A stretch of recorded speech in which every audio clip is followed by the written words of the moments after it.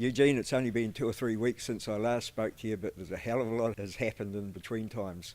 The two boys get their fights in the UFC, but on top of that, New Zealand versus China. We didn't do too well, 7-3, but the 3 winners coming from this gym, City Kickboxing and MMA.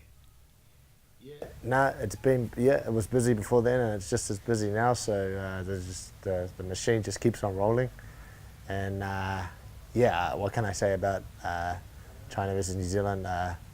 Although I wanted us to do well as a country, I obviously especially wanted the people from my gym to do well, and they did everything I asked of them and came away with the win.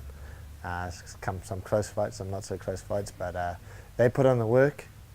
They did exactly what was asked of them, and then they got the result, so I'm very happy with that. Now turning your attention to the UFC, 2 fighters on a week apart. How much of, especially way over the other side of the world, how do the logistics work out there? A lot of planning, I'm betting?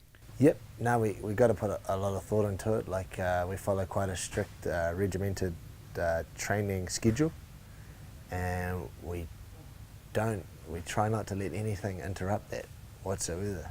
So what's going to happen here is Israel's going to fly over with our wrestling coach here, Andre. He's going to go over early on in the week, because that week that he's fighting happens to be Dan's second to last week before his fight. And as most people know, the second to last week is the last hard week of training, and usually is like the culmination of all your hard work, bringing everything together and having one last final push. So it's a very important week. So Israel's going to go with Andre, the wrestling coach, and spend the week there before his fight, and I'm going to come over much later in the week, probably Thursday or Friday, so I can be here for all of Dan's final last week of prep. And then I'm going to fly over late, and then I'll corner Israel. From there, on Sunday, all 3 of us will fly across to the other side, the other coast of the States, and then attend Dan's fight, who will be already on his way with Tristram, one of our other coaches, to New Jersey, Atlantic City. So we're all going to meet up on the east coast of America. It should, if things go to plan, it should go well. It sounds easy, but a lot of planning there. Just your quick thoughts on the opponents, Furzy and Dan? Yeah, similar opponents in the respect that they're both southpaws, so a lot of stuff that I'm trying to get both of them to do. Some of it carries over, and then some of it has a little bit more specific to the actual person. But they're both going to be contending with very much the same things. Like Vettori actually tends to back his striking a little bit,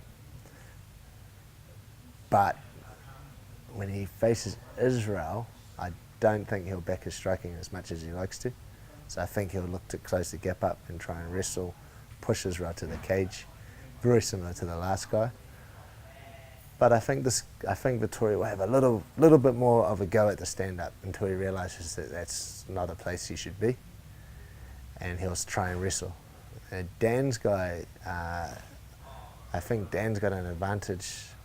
So Dan's fighting Jim Miller, and I think Dan has a bit of advantage on the feet, but Jim Miller's also a very good wrestler, and although Jim Miller is got pretty good stand-up, he can shoot underneath and will attempt to take Dan down. So they're both dealing with wrestlers primarily, so they can, there's a lot of crossover that I can do between them, which makes it a little bit easier, to be honest.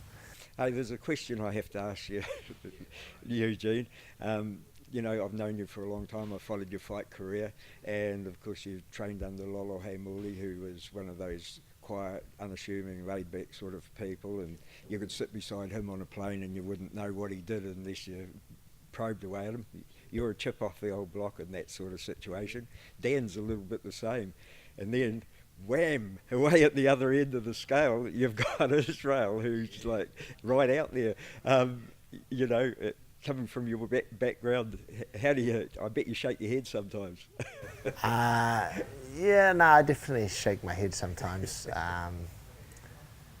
But have you heard of the saying, like, sometimes opposites attract? I think that's true to be said with our relationship.